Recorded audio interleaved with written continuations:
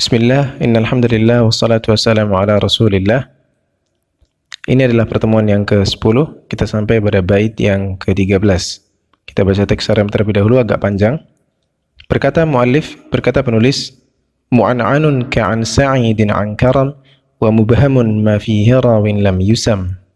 Qultu istadraka Syekh Abdus Sattari ala an-nazimi hadha aydan faqal mu'an'anul mudallisina an karam ومبهم ما فيه راو لم يسم.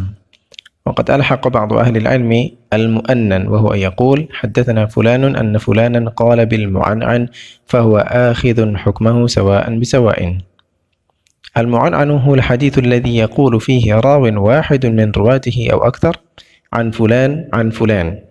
وذكر الناظم مثالا سريعا فقال عن كرم. فإن كان الراوي مدلسا ولم يصرح بالتحديث أو السمع فالحديث مردود، وإن كان ثقة ثبتا لم يعهد عليه تدليس فهو مقبول، أو إذا جاء بالسماع تصريح من رواية أخرى للحديث نفسه. والتدليس هو إخفاء العيب. فائدة: اشترط الإمام البخاري وشيخه ابن المديني وبعض أئمة الحديث ثبوت ملاقاة الراوي عمن رواه عنه بالعنعنة. أما معظم الأئمة وبالأخص الإمام مسلم فقد اكتفوا بثبوت كونهما في عصر واحد مع إمكانية اللقاء، وإن لم يثبت في خبر قط أنهما اجتمعا أو تشافها. ونقل الاتفاق على ذلك الإمام مسلم نفسه كما في مقدمة صحيحه. وأمثلة المعنعن من غير تدليس كثيرة جدا في كتب السنة، وهي مقبولة بالشرط السابق. وأما أمثلة المعنعن المدلسين فستأتي إن شاء الله فانظر فراجعها. المدلس بكسر اللام المشددة هو الراوي إذا حدث يدلس في تحديثه بنوع من أنواع التدليس التي سوف تمر معنا إن شاء الله. المبهم هو من لم يتضح اسمه في المتن أو الإسناد من الرواة أو ممن لهم علاقة بالرواية. أمثلة: 1. مبهم المتن: حديث ابن عباس أن رجلا قال يا رسول الله الحج كل عام، فهنا أبهم الرجل لكنه عرف برواية أخرى وهو الأقرع بن حابس.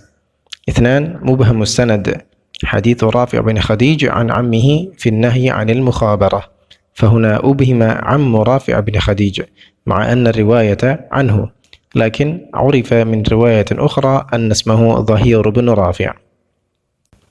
Arti dari syair tersebut adalah mu'an'an itu an Sa'id an Karam contohnya.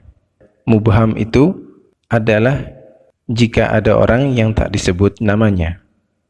Pembahasan kita pada kali ini adalah tentang hadis mu'an'an. Apa itu hadis mu'an'an? Dalam bagian bait yang pertama beliau menjelaskan mu'an'an itu seperti an Sa'id an Karam. Dari Sa'id, dari Karam. Definisi hadis mu'an'an adalah hadis yang di dalam sanadnya ada lafaz an fulan, menggunakan lafaz an, artinya dari. Dalam bahasa Arab an artinya dari fulan, dari fulan. Contohnya di sini beliau membawakan contohnya an Sa'id an Karam, dari Sa'id, dari Karam. Maka hadis yang sanadnya ada annya atau yang semisalnya seperti anna, bahwasanya, dari, bahwasanya, kalau sanadnya ada seperti itu maka hadis itu disebut hadis mu'an'an, dan dari situlah namanya diambil. Karena ada an-annya, hadisnya dinamakan mu'an'an, hadis yang ada an-annya di dalam sanadnya. Mengapa hadis yang ada lafal annya di dalam sanadnya ini diberi nama khusus? Karena lafal an ini dia berbeda dengan lafal periwayatan yang lain. Lafal an ketika seseorang mengatakan dalam sanadnya, dalam periwayatan dari fulan, atau bahwasanya fulan, atau sekedar mengatakan fulan berkata, tidak mengatakan fulan berkata kepada saya, dia hanya mengatakan fulan berkata, itu tidak memberikan kepastian bahwasanya perawi ini mendengar langsung dari orang tersebut. Ketika dia hanya mengatakan dari fulan, hadisnya begini-begini, atau fulan berkata hadisnya begini-begini, itu tidak meyakinkan kita lafal itu tidak berkonsekuensi bahwasanya perawi tersebut mendengar langsung dari orang tersebut, dari gurunya tersebut. Bisa jadi dia mendengarkan orang lain, kemudian dia langsung menukil dari orang tersebut, dari gurunya tadi. Padahal dia tidak langsung mendengarnya, dia dengarnya dari murid yang lain, misalkan.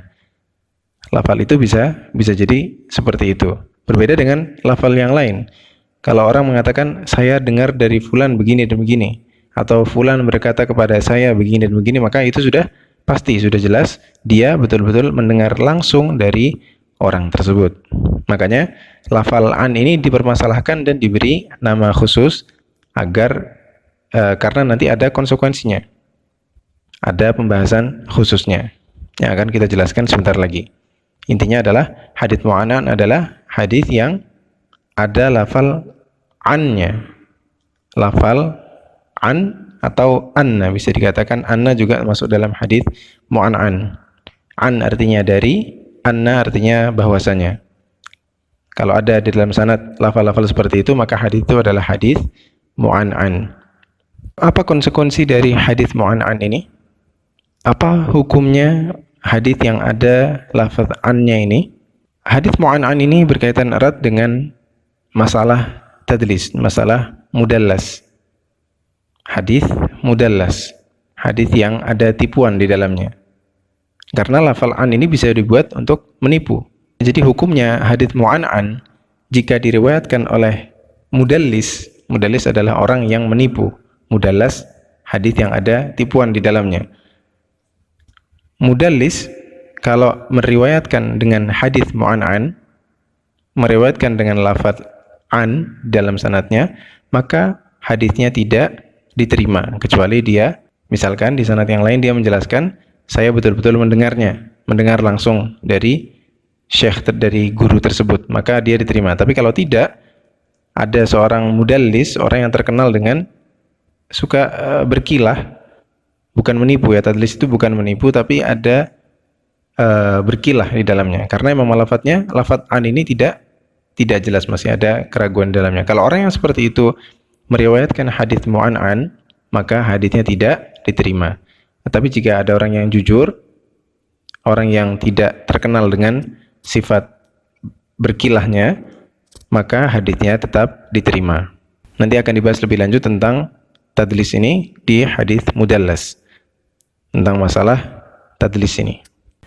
Demikian pembahasan hadits mu'an'an dalam kitab At-Ta'liqatul Athariyah. Sallallahu ala nabiyina Muhammad wa akhiru da'wana alhamdulillahi rabbil alamin.